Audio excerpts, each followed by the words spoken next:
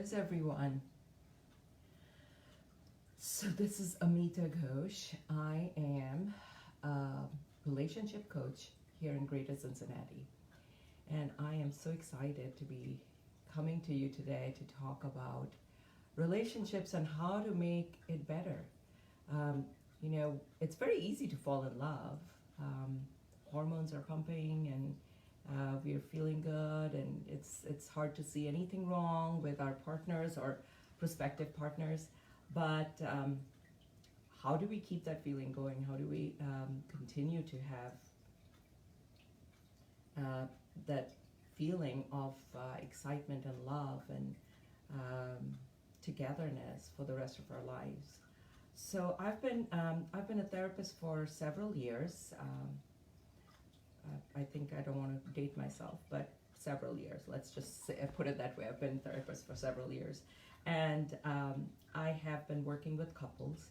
And what I find is that after the initial euphoria of falling in love and the first few years of the honeymoon is over, people tend to start to struggle with their relationships.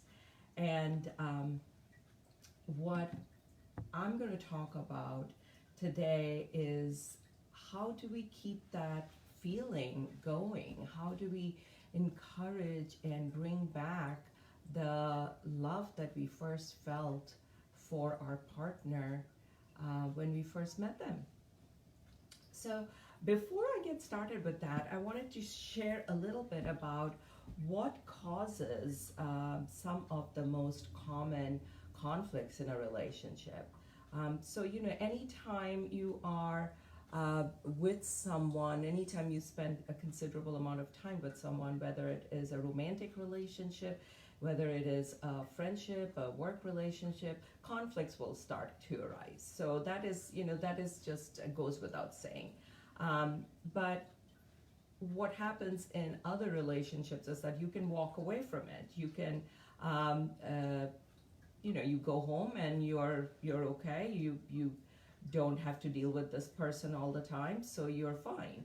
But when you are talking about a romantic relationship, either if you're married to somebody, or if you're living together, or if you're in a committed relationship with them, regardless of where you live, it's difficult to walk away. And so we tend to kind of dig our heels in and try to prove our point and try to change our partner's point of view. So what are some of the things that most people struggle with in relationships? So it seems that sex is one of the biggest ones. So people struggle a lot with their sex lives. And I'll go into details about these in a second, but the next would be money, sex and money, and then people struggle about kids and child rearing. They struggle about major milestones in their relationships, so what to expect when, kind of a thing. They also struggle with their quality time. People struggle with what is a quality time, and what one partner may think is quality time may not be the same for the other one. They also struggle with keeping romance going, and what the idea of romance is for one partner may not be the same for the other partner. People struggle with chores if they're living together under the same roof. They struggle with chores, who does what when. And hi Vidyut, I'm glad you're watching. Here's my friend in India watching my video. I wish I could see you in India this time, but okay. So back to pet peeves. So people also have pet peeves. They have things that they are their partner does that gets on their nerves. The ninth thing that I have here is in-laws. In-laws can be an issue. People can struggle with getting along with in-laws, ideas of in-laws coming over. jealousy. And so these are sort of the top 10 things that people struggle with in their relationship. So going into talking about the first one, which is sex. So let's talk about sex. Different people have different sex drives. Typically, men tend to have a higher sex drive, but that's not always the case. I work with couples where the women have a higher sex drive and the men don't. So it's not always that the men have higher sex drive, but typically one partner will have a higher sex drive than the other. And how do we navigate and how do we talk about it where we are not hurting each other's feelings or not feeling like we are not worthy, our partner doesn't love us, that's why they don't want to have sex, they don't find us attractive. So the most important thing is talking about it openly and not making assumptions. And in the next few days, next few weeks, I will go more into details about these things. Money is a big one. So money, who makes how much? What should we spend our money on?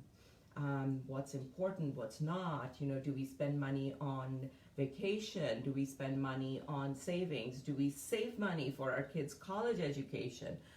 So all of these things, how much money do we give to our family members if they need it? So these things become really big. Money takes on a huge role in relationships if you allow it to.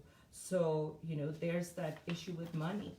Kids. So we come into a marriage, into a relationship with our own set of ideas of how kids should be raised. So kids, we typically think that our parents did X, Y, and Z, and look how great I turned out. So, that is exactly how you should be raising kids. Well, then your partner may have been raised in a totally different way. And they are going, no, that is not how we raise children. So, you can come from totally different, opposite points of view about how to raise children. So you have to be able to talk to each other about raising children, what works, what doesn't work. And, maybe some things worked great for you, but it may not work for your child. Maybe your spouse or partner had a really bad experience with being disciplined, and that is not something they want to do. So having open conversation without judgment, without assumptions is very, very important, especially when it comes to child rearing. And I've seen, working with couples, what I've noticed is that even if you didn't have any problems before, once we start having children, a lot of conflicts start arising because we start to feel that our way is the right way and that's the way we want to raise our child. And so having conversations with our partner and spouse is the most important piece.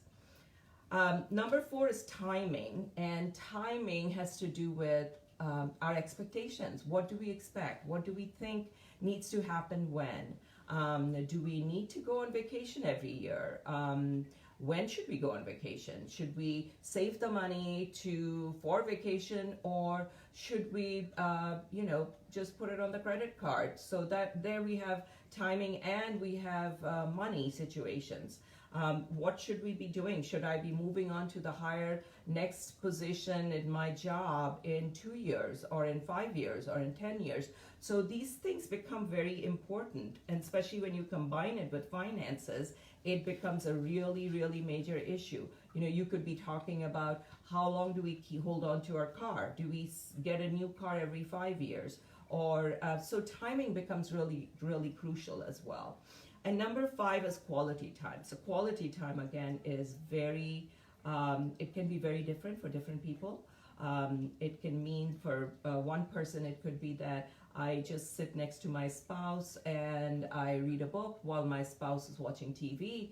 Or it could be that we go for a walk, just the two of us. Or it could be we watch TV together, but not knowing what your partner's quality time idea of quality time is going to be difficult, because you won't be able to provide quality time for your partner, and your partner won't be able to provide quality time for you if they don't know what your idea of quality time is. So knowing these, today I'm just touching on the top 5 here, and next time I'll talk more about the others. But knowing what these ideas are about how to make a relationship work, and also what makes what brings in conflict in a relationship. Once you know this, you are a little bit better able to navigate the conflicts that could arise, and talking about it openly, and saying, these other issues, this is what I think, what do you think? And being willing to accommodate and being willing to listen to your partner. So one of the things that I have seen with my work with couples is that they are, if you can think about one positive thing about your partner in the morning, every day, and either you write it down, put it in your phone, or put it somewhere where you can see it, it's going to be a reminder, and just contemplate on that for the rest of the day. It could be that my husband is a really great cook. He doesn't get enough chances to cook, but he is a really great cook, and I really enjoy that about him. And just reminding yourself of that, what that does is it allows you to focus on the positive. It really changes your perspective. It makes a shift in your own brain as to why you fell in love with this person, because everyday struggles can kind of get in the way. So we have to make a conscious effort to remember something that is positive about our partner. The other thing that you could do is you could make a conscious effort to allow your partner to influence you. And that comes from keeping an open mind and saying, I don't know that I necessarily agree with this, but I'm willing to hear you out. And really, when you say you're willing to hear them out, you have to be totally willing to hear them out. You have to have an open mind and open heart.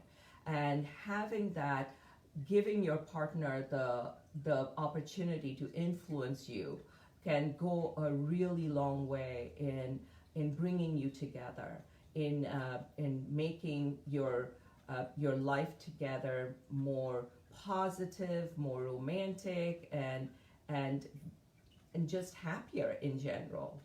So I'm going to leave you with that today. And Vidya, thanks for watching. I'm so excited you're here.